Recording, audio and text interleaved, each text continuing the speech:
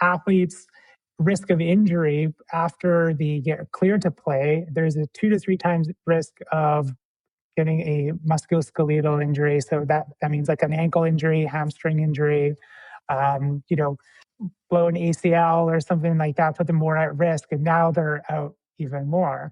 And depending on what level you play, you're involved in, that's hundreds of thousands of dollars every time.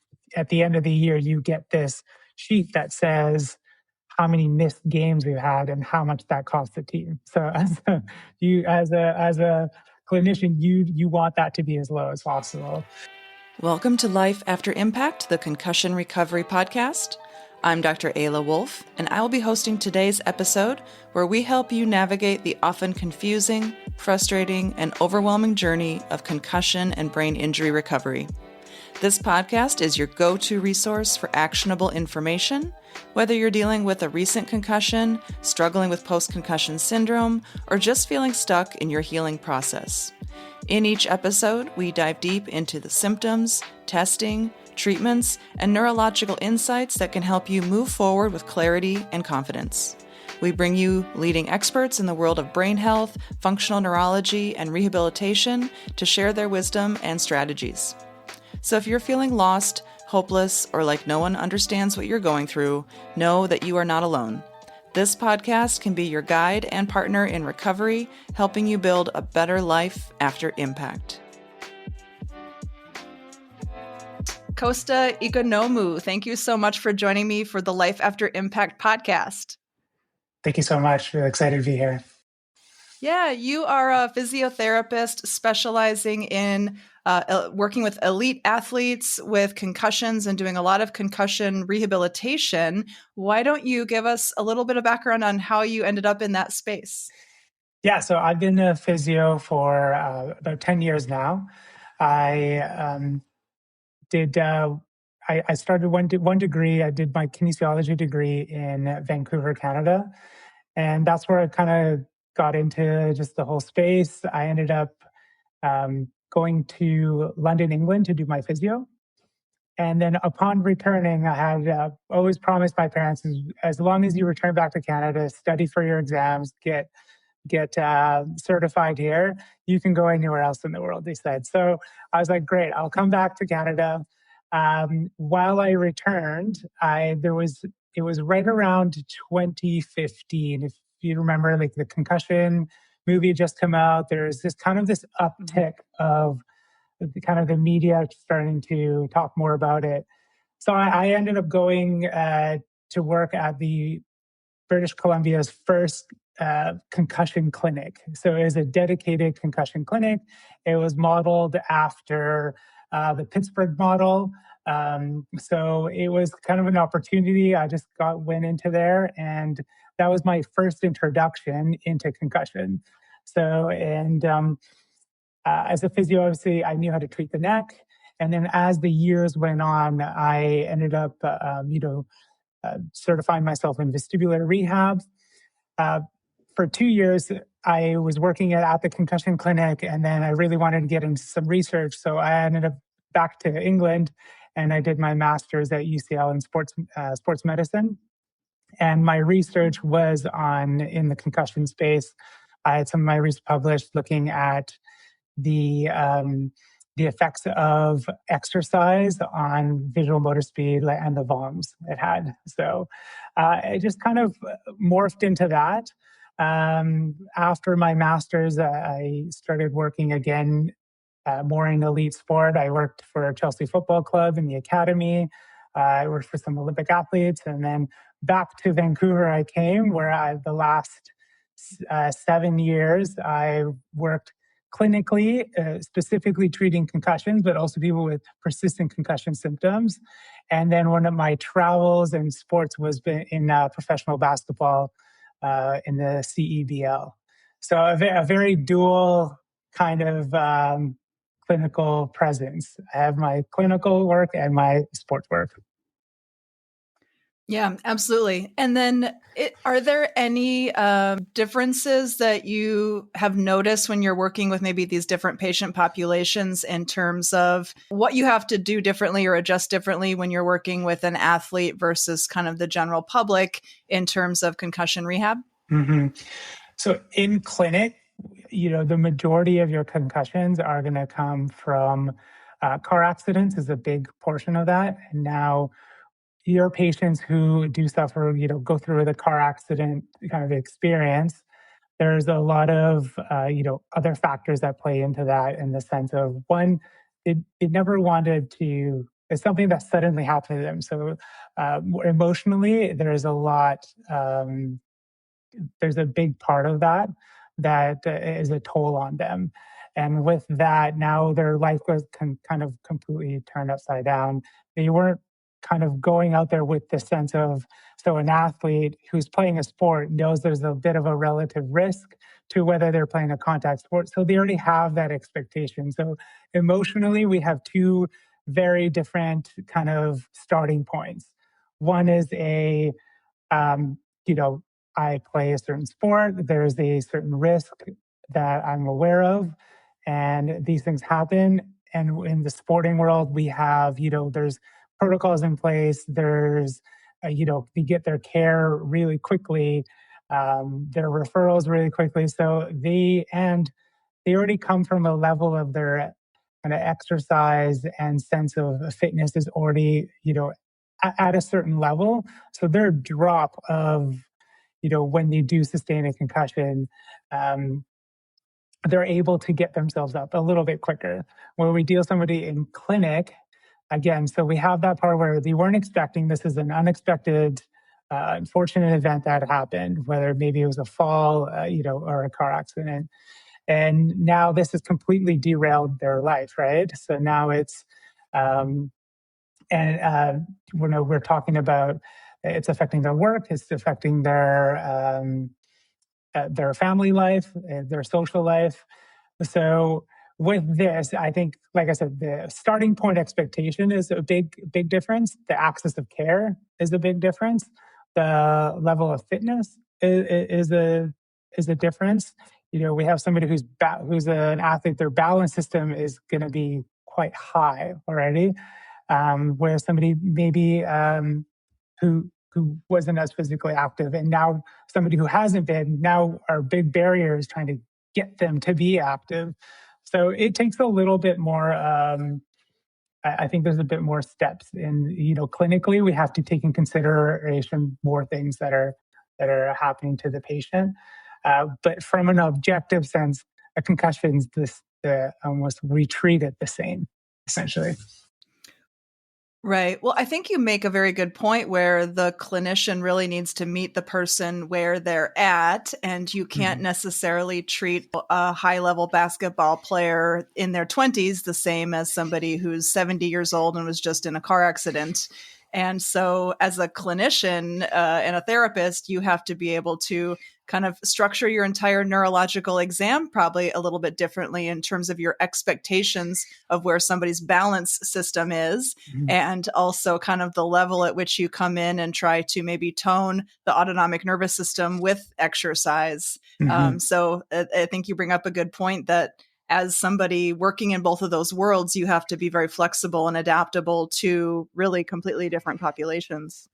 Everybody presents differently, and everyone's experience and everybody's kind of how they grew up and how where they're at in their life is completely different, and this all plays a role. hmm Yeah. And can you talk a little bit maybe about the technology that you use or kind of what has changed in your examination of people over the years from 2015 to now as far as assessing the vestibular and ocular motor systems? I mean, the VOMS test is not a whole lot of technology involved, but since then we've also got a lot of additional computerized balance testing and a lot of cool tools that are out there these days. Yeah. So I still use the bombs. I feel that it is, these kind of, I would call them analog tests, to give you some good information because it's all about the feedback you get from the patient. More and more technologies are coming out. For example, just one of the assessments, so we do use like an impact, like a neurocognitive test. Something like this can give you some good information, both on their symptom score, sleep, their visual motor speed, and cognition. But you have to, there's no one test. So that's why we have a battery of tests that we kind of use. The VOMS is a great sideline tool to see if you are in somewhere where you're not in a clinical setting. But now there's I believe it's got you have like Psychade Analytics. They've just rebranded Neuroflex, they're called now. So that is one technology. We have now, instead of you balancing on foam, we have force plates. We have things that look at sway. Obviously, our joint position test, so our head test. I just chatted with, it's not a plug, it's Neck Care, I think it's called. It's like a Bluetooth device that I know is very big there in America, which is a very cool product. Gives you a great kind of a 3D visual of how well your neck is moving. So a lot of the stuff has gone from, I think, 2015, where we just had a laser taped onto somebody's head, to actual something that is, a bit more, looks a little bit more professional. We have the reaction time boards have definitely gotten, cheaper. I remember when they first came out, they're very expensive. So the thing is, I look back at 2015, I look now, and how you assess, we're still going to assess the neck. We're still going to look at the balance system. We're still going to look at the visual system, and we're still going to look at the autonomic system. I think what we understand now is the interplay between all of them, and we have which is better. So in a sense, maybe my assessment has gotten a little more, it looks more like a new iPhone now, I guess, a little bit newer, but it is still it's still the same, essentially. Right. You're still testing all the same things, just have a little bit more refinement of the metrics and the objective data. Yeah, exactly.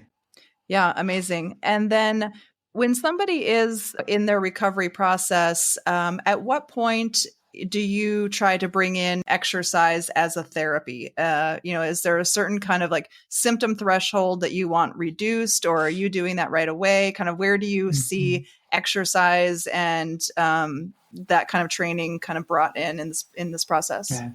We know, and that's the work done out of Buffalo from John Letty, that the faster we get people into, aerobically building their aerobic capacity, produces a hormone called brain-derived neurotrophic factor, helps bathe the nerves, helps increase the brain healing part, gets oxygen, blood flow to the brain. So all that stuff is what we want.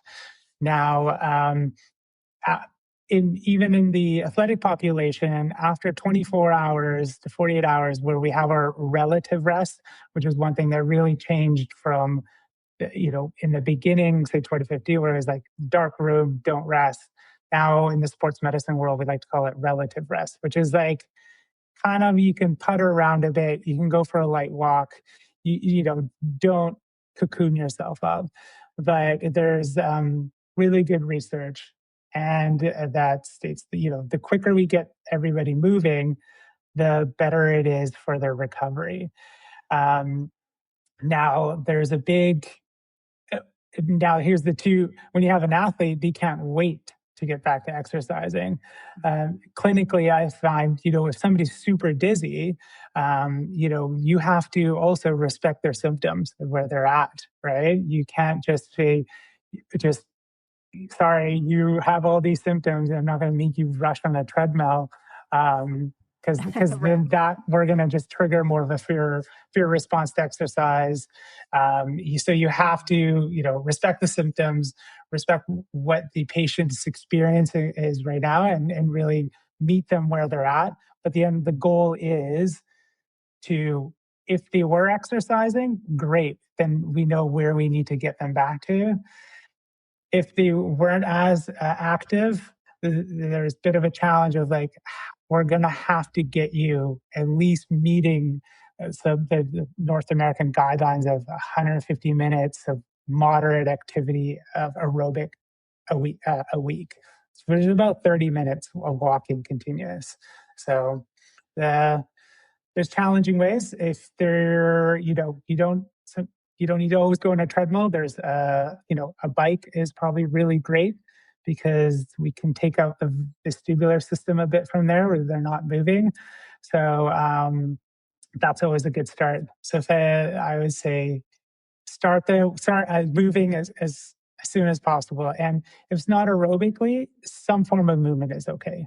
Maybe it's like really, hatha yoga, like something really kind of light body movement. It's always what we don't want is to let the body adapt or kind of build this fear response to symptoms. So I think so the sooner we break through that, and it always reminds me, when you say the things like when you fell off your bike, everyone's like, you got to get back on your bicycle, right?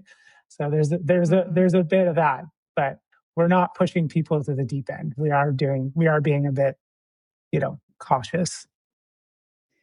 Yeah. And I do think it is difficult when you have a patient that comes in who is not used to exercising. They've been relatively sedentary for kind of that part of their life. And then they get a concussion, and then you start to realize the importance of getting them moving and toning that autonomic nervous system. But they're like, well, I'm not active. So it's like, what are your kind of tools and strategies for communicating with somebody like the importance of movement and exercise when maybe that isn't a big part of their life even prior to the concussion? Yeah. I mean, a concussion is one of the hardest injuries anybody will go through. And it is especially hard for somebody who, hasn't had the activity level in the past, because to kind of get yourself out of the kind of the symptom rut, you almost have to become the healthiest version of yourself. And that is, it takes a bit of, some motivational interviewing. The patient has to be ready for it as well. I usually end up starting with, okay, if exercise is kind of this daunting task, and I get it. It can be, especially when you haven't been exercising, and walking 20 minutes is a lot. It seems like a mountain for some individuals. So then we're really focused on what are some healthy habits, and really break it down to, okay, let's make better, nutritious food choices, hydrating well. Do we have a regular sleep pattern? Are we doing kind of our lifestyle healthy habits? And then we're kind of slowly, short-term goals, bringing in that exercise piece. And that's where I steal this from actually some of the athletes I work with. What we do in a season is we call microdosing. So these athletes are playing so many games. We want to get them exercising, but how do you exercise how do you get an athlete to exercise and maintain fitness when they're already playing so many games and traveling so much? So what we do is we do a microdose. So essentially, it is like 3 exercises, like 6 minutes, but like 4 for every single day. So after practice, you'll see a lot of professional athletes will go in the weight room and they'll lift weights after practice. And it's a compounding interest kind of thing. So I use that same principle to patients who are experiencing, persistent symptoms or have not gotten into exercise. Is we're going to do a little bit, but we're going to do a little bit every day, and it's going to be going to come into a habit, and you'll see we'll slowly increase it over time. Mm-hmm. Yeah, that's such a great point that you make in terms of the complexity of the brain injury, kind of putting people in a situation where they now do have to really dig deep and say, okay, I'm going to have to become the best, healthiest version of myself in order to heal from this, which might mean, okay, I didn't used to exercise, but now I have to make that a priority in my life. Or maybe my diet wasn't that great, but now I have to be extra careful about how much sugar I eat, or, things like that. And, in my book, I think I made the statement that concussion recovery is a participation sport. It really it's a team sport. It takes a lot of people to help people, but it also takes that participation level of saying, okay, I guess it's time to make some lifestyle changes here as part of that recovery. It's not just put a cast on it and wait 6 weeks. And it's hard. And because now you're doing that with a headache, with some symptoms, right? But I've always also liked the Atomic Habits book, where he talks about, I'll steal the quote, never miss twice. So I always tell people, my patients, like, all right, you didn't do your exercise one day, or you had kind of a down day. That's okay, but we're going to make sure the next day you're not going to miss twice. So I really like that for my patients as well.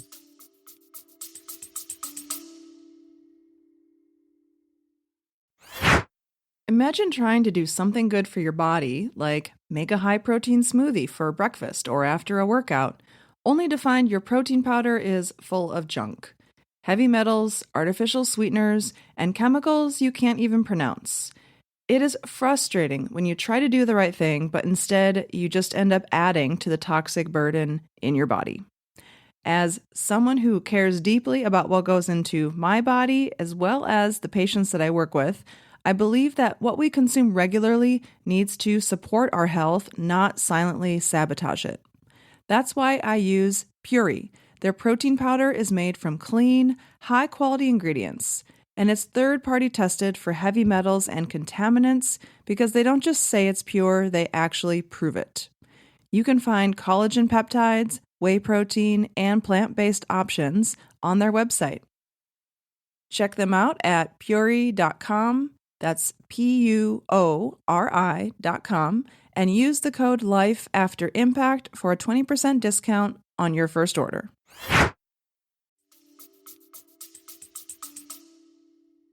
Yeah, so you certainly do a lot of, like you said, kind of motivational interviewing, and really pay attention to just the mental hurdles that people have to overcome as part of the recovery and changing some of those lifestyle habits. Mm-hmm. Yeah, it's a big factor, and why if you should have a team around it. So somebody who's really good on the exercise front, you should be seeing maybe a counselor, a psychologist, somebody who can help you with that piece, somebody who can help you with the symptom piece of, maybe your concussion triggered a migraine. You need, or a good neurologist, a good doctor. So, like you said, you mentioned that you need a team. It's a team sport. Yeah. And you started off the conversation by saying that initially in your career, you're like, I'm really good with necks. And then you had to learn about vestibular rehab. But bringing it back to the neck, I know that neck strengthening is such an important component, even in concussion recovery for athletes. But I also find that with a lot of my patient population of people that were in car accidents, that causes a lot of whiplash injuries, damage to the ligaments. And so do you include like a lot of neck strengthening in your program with those people as well? Yeah, it gets, this is where it becomes the concussion recovery becomes very complex. So I feel I've seen a lot of individuals who will only treat the neck and kind of miss the vestibular part of it. But actually patients have a stiff neck, have neck pain because they haven't tackled their vestibular part, because their neck is just constantly guarding because they're dizzy. So it is that kind of fine balance of, you got to treat the neck, but also treat the other, or kind of like the other aspects, the eyes and the balance system.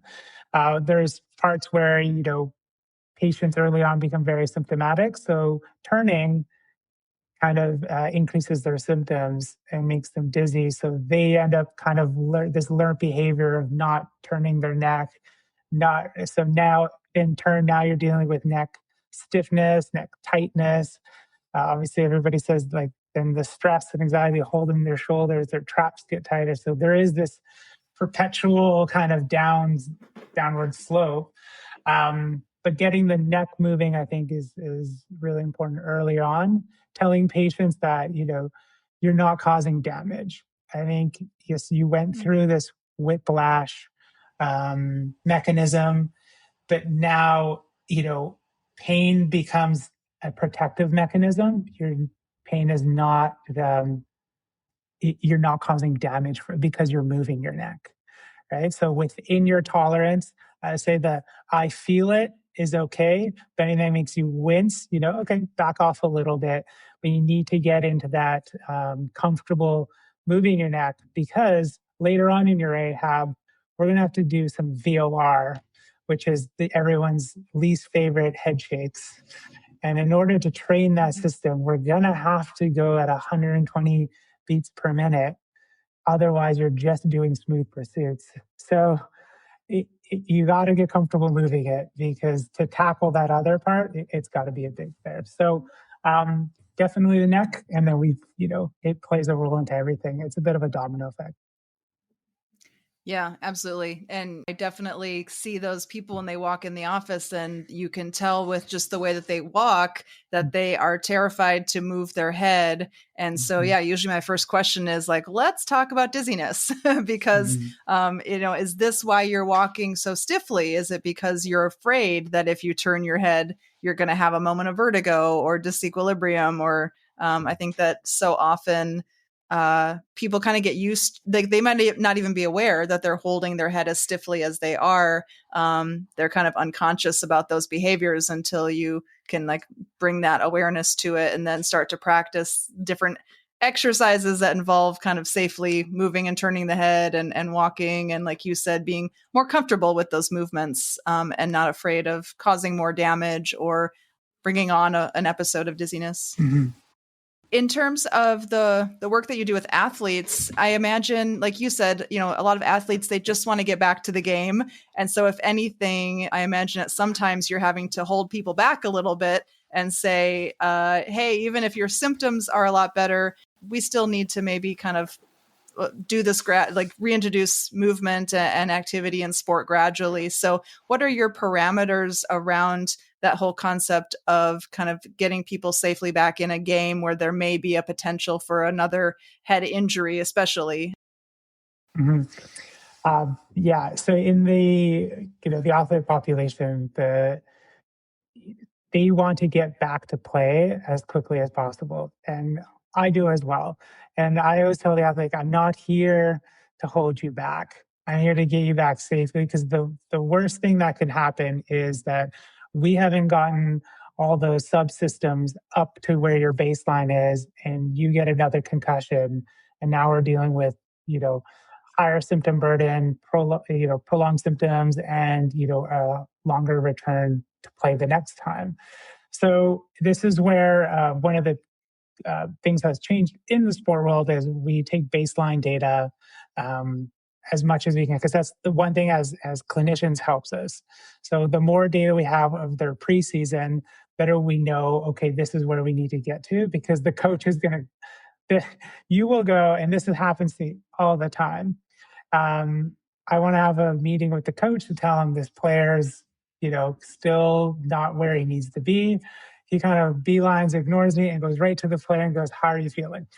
And then the player just goes, "Yeah, I'm good, coach." And then he just looks at me. He's like, "He's fine." But we need to have that objective data to show. And we know that athletes' risk of injury after they get cleared to play, there's a 2 to 3 times risk of getting a musculoskeletal injury. So that means like an ankle injury, hamstring injury. They might, blow an ACL or something like that, put them more at risk. And now they're out even more. And depending on what level you play, you're, involved in, that's hundreds of thousands of dollars every time. At the end of the year, you get this sheet that says how many missed games we've had and how much that cost the team. So as a clinician, you want that to be as low as possible. So making sure that you have data on their balance system, their reaction time, their neurocognitive scores, their neck strength, which a lot of that is tested in the big clubs. They use kind of these isometric tests, and we get like feedback on that. But also knowing your athlete and knowing that when you clear them, you don't clear them to play. You return to performance. So you want to be able to return them to a level where they were performing hard. And you almost have to, again, there's that, like we talked about, kind of our persistent patients where we try to tell them what's the healthiest version of yourself. Where the athletes are like, we're going to push you harder than we did before you were injured, to see, and that's kind of how we kind of navigate that. There's a lot of other, I think in certain sports, there's the pressure from, agents, stakeholders, fans, coaches, which makes it hard. So on certain decisions, we see that in the NFL a lot. Right. Yeah, absolutely. It's like you're actually kind of seeing almost the economics of it from a medical perspective. And yet you really just want to do what's best for the individual in terms of safely getting them back to performance at the right time. But the whole rest of their influences are kind of in opposition of that. That could, I imagine, be very difficult. Yeah. That's what makes probably the outside noise and the outside pressures is the hardest part of a athlete recovery when it comes to concussion, or any injury. Whereas what I love about working clinically is I can just goal set me and the patient, and we can just kind of take our time and, get them where they want to go. And, there's no outside noise for it. So. Yeah, exactly. And so you mentioned that there's this increased incidence of other types of musculoskeletal injuries if people get a concussion and then go back into performance. And are you seeing those as a result of maybe some residual vestibular ocular reflex issues or reaction time issues or balance issues? Like, can you kind of trace that back to maybe some of the original issues they were dealing with from the concussion that then translated into them being more susceptible to these other future injuries? Mm-hmm. Yeah, I was just referencing what the data shows, what the research is showing. And I think a big part of that is, yes, from underlining, we are kind of our goal was to get them asymptomatic. But now it's, we know the proprioception and kind of their coordination is, if we don't challenge that or get that up to speed, their body mechanics, especially under fatigue, is going to be an issue. And that's where you roll your ankle, other ligament injuries, things like that. So that's where that comes from. And we got to think it's yes, we can train, each aspect individually, but then we got to do it all, put it all together and challenge the athlete, kind of, in a game setting where some individuals might not do that or might not have the time or the pressure, and that's when then the athlete is, goes back and is at risk. But it's also their capacity, depending how long they've been out for. So if an athlete's been out we know that their cardio doesn't fall off, till after 2 weeks. But if an athlete's a little bit longer, we know that we got to get them up their cardiovascular. But from working in clinic, I'll tell you that athletes' reaction time is not trained back to, where it should be. It's a big thing we see from one of our clinics, we used to get athletes to come in more for like kind of second opinions, and their reaction time was really bad. And now, if your reaction time is off, I would assume it just makes sense that you're going to be more at risk of getting another injury. So I think that's where the research is showing up for that, is their coordination reaction time is not where it should be. Yeah. And there's so many aspects involved in reaction time, from your ability to make rapid saccade eye movements and to also kind of engage the appropriate muscles, which is often almost on an unconscious level, those like vestibulospinal reflexes. Yeah. And so I can imagine that if you're only basing somebody's ability to return to performance on a symptom level and not on kind of a level of how are they presenting from a neurological exam standpoint, you could kind of miss those deficits that are still there and send them back out. And then they're set up for kind of potentially these future injuries. Yeah. And it's again where we should be also, I think, testing. I mean, our athletes, I want to see how they are under fatigue. Right. So it's watching them at the end of practice, at the end of that, and just kind of then putting through a bit of a battery and see how they respond. Yeah, absolutely. I mean, your entire kind of nervous system can change based on whether you are rested and energetic versus at the end of a day when you're tired. So that makes perfect sense. What are you are there any projects you're currently working on from either a research perspective or kind of sports perspective? Yeah. So right now I'm in London, England. So I'm just kind of getting integrated into the kind of London system here, and really hoping to do a bit of research with some of the rugby clubs. So right now I'm more in the development stages, and especially just really interested in the, I think how we treat in North America is completely different how we treat concussions in Europe. It's almost like I want to say how to. I think the appetite of a concussion is a bit more aware in North America. So people are just a bit more aware of concussions. There's more concussion clinics. There's more, concussion care. Insurance companies will help some individuals who are, have experience in concussion. Where in Europe, it's less, I would say. So I'm really interested in seeing like kind of building some services out here, building kind of the educational stuff. Um, the, I'm not sure why, but it is definitely different. I'd say it reminds me just here that things are almost 5 years behind. Is that there's some clinicians who are really good, actually, that I've met some who are doing great work, and there's good research coming out of here, especially, University of Bath are kind of leading in the research in the sense of the saliva.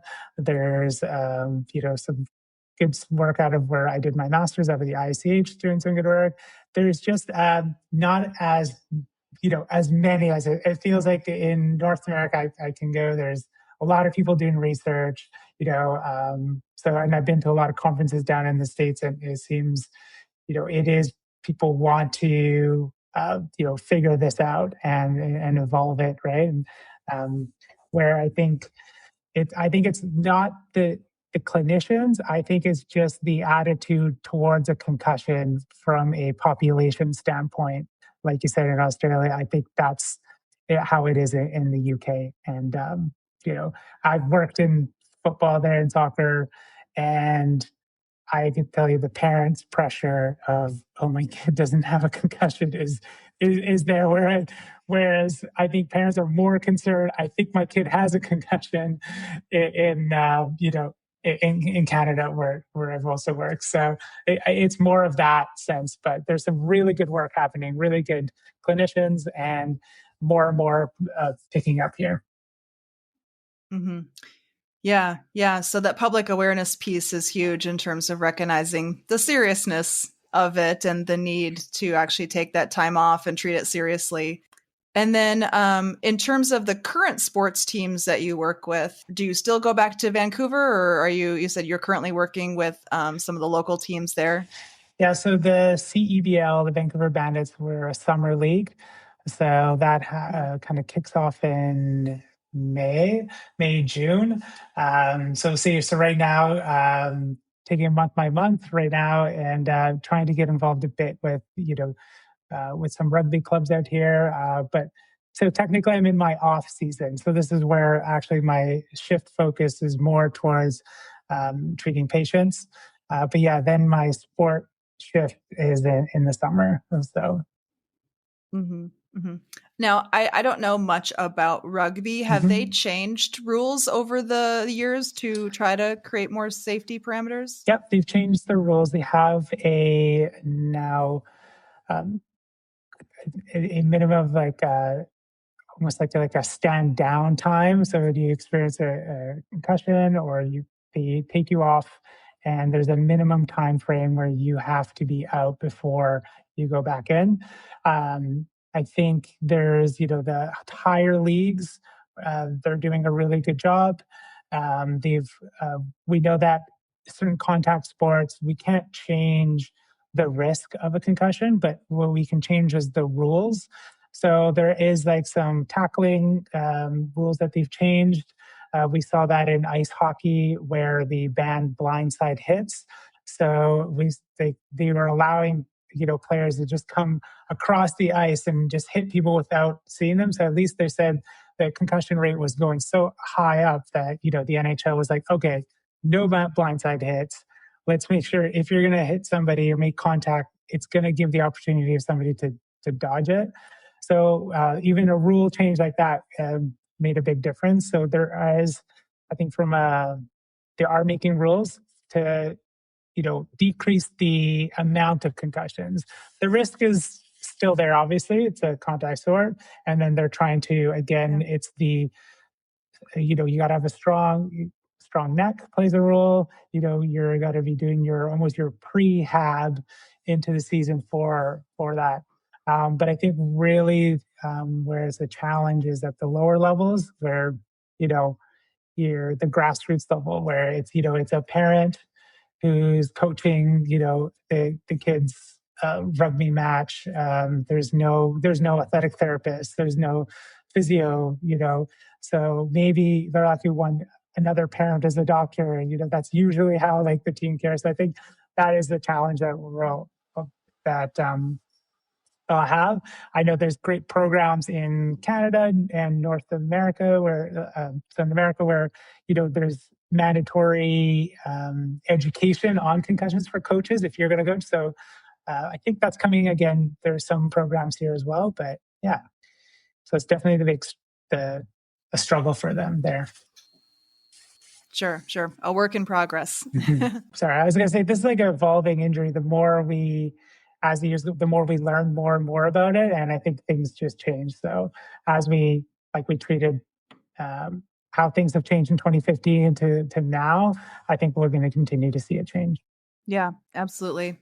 And so for people in the UK, where can they find you in your clinic? So right now, I do a lot of my stuff is online. So I do a lot of online consultations. I do have in clinic. I'm in kind of the Notting Hill area. So I do have a website. People go to that. I have a newsletter that I send kind of all about brain health. I send out monthly. So, but and then people are more than welcome to reach out to me on social. I'm happy to respond, answer questions. Excellent. Well, I can put all that contact info in the show notes. And then what is your website? So my website is akesosportsmed.com.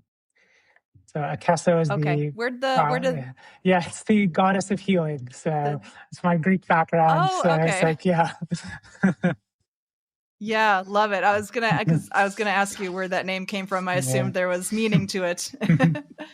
All right, the goddess of healing. I love it.